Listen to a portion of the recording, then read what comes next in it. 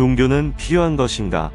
사람이 인생을 살아가는 방법을 크게 두 갈래로 나누는 것이 종교다. 신앙을 갖느냐 안 갖느냐 하는 것은 일생의 가장 중요한 선택 중의 하나다. 그렇다면 종교를 믿을 것인가?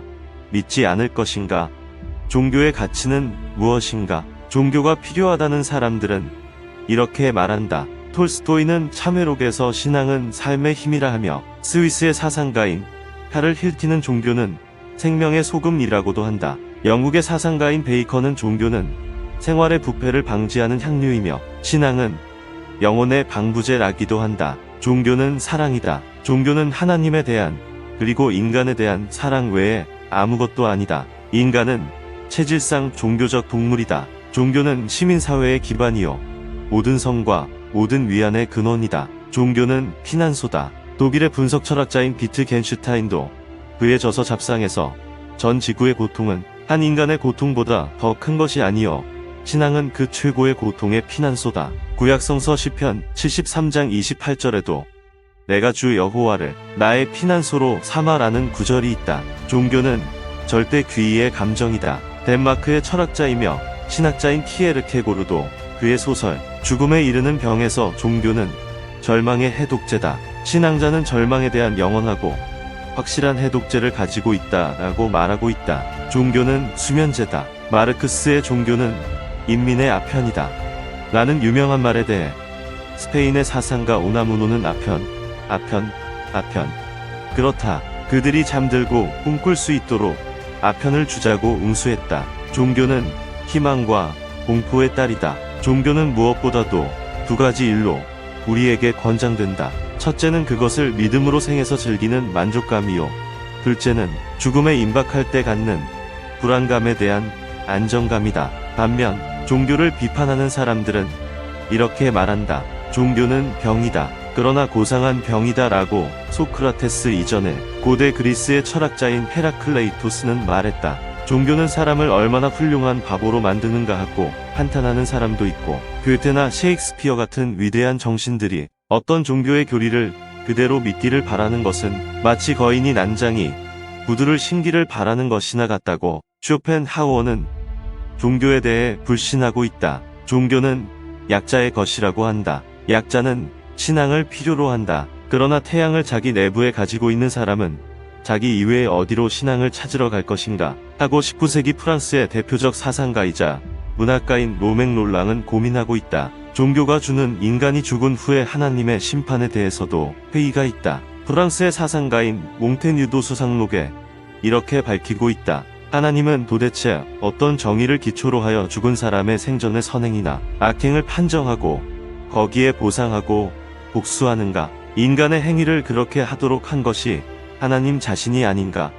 누구보다도 종교에 적대적이었던 사람은 신은 죽었다고 선언한 니체다. 20세기 대문호이자 신앙가이던 톨스토이는 판정한다. 신앙 속에 진리가 있다는 것은 나로서는 의심할 수 없다. 그러나 그 속에는 허위도 섞여 있다는 것 또한 의심할 수 없는 사실이다. 종교는 신과 인간의 관계다. 대관절 신은 존재하는 것인가?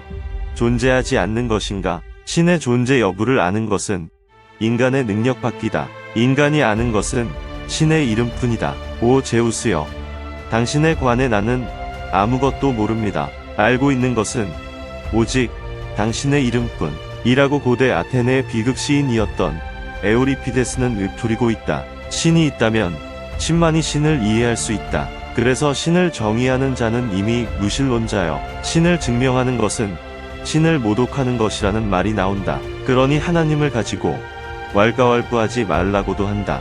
힌두 경전인 바가바드 기타는 나를 모르는 무지한 사람들은 나의 모습과 특성을 그들의 수준으로 헤아리고 있다. 그러나 그들의 짧은 지혜로는 나의 본질을 결코 알 수 없을 것이다 라고 했고, 그때도 사람들은 전혀 이해할 수도 상상할 수도 없는 지고의 존재를 마치 자신들과 같은 것인 것처럼 취급하고 있다.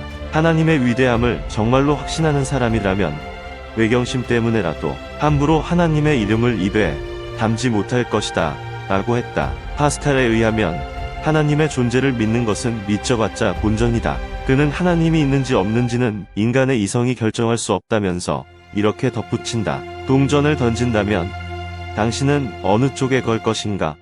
하나님이 존재한다는 내기에 동전의 앞면에 걸었을 때 만일 이기면 당신은 모든 것을 얻게 된다. 또 당신이 진다 해도 아무것도 잃는 것이 없다. 그러므로 저 하나님이 존재한다는 쪽에 걸어라. 사람들은 하나님이 있는지 없는지도 분명히 모르면서 왜 종교를 믿는가? 나는 알기 위해 믿는다. 이것이 성 아우구스티누스의 신조였다. 스콜라학의 비조인 안셀무스도 믿기 위해 알려고 노력하는 것이 아니라 알기 위해 믿는다고 했다. 사람들은 이해하지 못하는 것을 더 믿고 인간 정신은 분명하지 않은 것을 쉽게 믿으려고 한다. 고대 로마의 역사가인 타키투스는 말한다. 그래서 하나님이 있건 없건 종교는 있는 것이다. 혁명적으로 종교 비판을 한 포이에르바하는 신이 인간을 만든 것이 아니라 인간이 신을 만든 것이다 라고 선언했다. 신이 자기를 닮은 인간을 만든 것이 아니고 인간이 자기를 닮은 신을 만들었다는 말이다.